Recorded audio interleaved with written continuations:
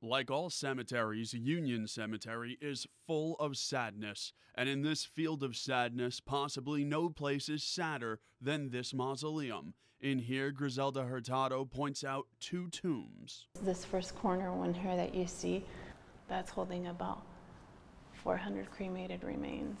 The corner tomb and the one 2 spots over are both reserved for unclaimed remains, the ashes of people who the county coroner identified but no one would take. The thought of having one more person being left behind or forgotten, it's tough. It's tough. It appears leaving loved ones at the coroner is a growing trend in Kern County. In 2016, 30 bodies went unclaimed. In 2017, 36. And so far this year, 28, on pace for 56 by year's end. All of those people end up in these two tombs. But lately, those tombs for unclaimed remains have gotten full, so they've had to move them to unmarked graves like this one, where more than 600 people have been buried in just the last 10 years. Hurtado believes the growing trend of bodies going unclaimed has nothing to do with a lack of love, but rather a lack of money. Just because of the funds, I mean, we see it every day. As funerals and burials become more expensive, many families are left with no choice but to leave their loved ones with the coroner to be cremated, entombed, and eventually buried in an unmarked grave, all on the taxpayer dime.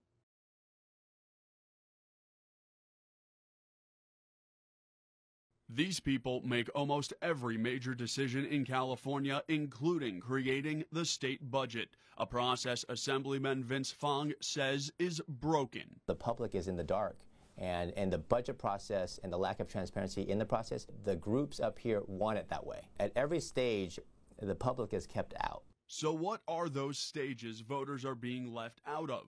In California, if a bill starts in the Assembly votes on it once, then sends it to a committee, who sends it back to the Assembly, which votes on it 2 more times. If they vote yes, the same process happens in the Senate. If the bill is changed at all, it goes back to the Assembly to see if they agree with the changes. If they do, the bill goes to the governor's desk.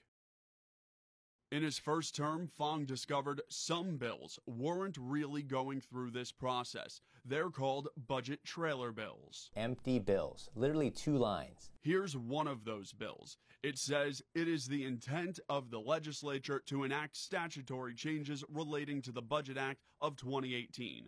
That's it. We found 57 of these empty bills just from this session, all of them just 1 page each. But more than halfway through the process, these same bills became almost 3,000 pages of legislation. For months, these bills are empty as they snake their way through the process until their Senate committee hearing. Then they're filled up with language, and 3 days later, they can go through the rest of the process in as little as 24 hours. So the big question is, why are so many steps being fast-tracked in the process of these bills? We came here to the state capitol to ask that very question. It's there to see if people want to see it. Specifically, I asked Assembly Majority Leader Ian Calderon. The more time now that you have to have a bill be out there, well, if there's opposition to the bill, well, they have that much more time to work it to try to pull votes away. Calderon defends the process, saying the issues in these bills are negotiated for months and all the discussions are open to the public, although most of California's 40 million citizens are never here to watch. And so to say that that's not a transparent process, that's the budgetary process, and it was transparent because you've had months to make a decision on these issues. Calderon says months, but most of these bills are only full for 3 days before going to the governor. Speeding up that process requires lawmakers to ignore the rules created to increase transparency. You know, the process is set up to allow us to waive rules when we need to waive rules so that we can get business done. As lawmakers scramble to finish business by their Friday deadline, this process will likely happen again. And while members like Fong say, stop, take a step back, and look at the budget process and see, is it working? Others like Calderon are willing to stick with the status quo. Everybody recognizes that perfect is subjective, but It's perfect is different to different people, but yeah, I think it is a transparent process.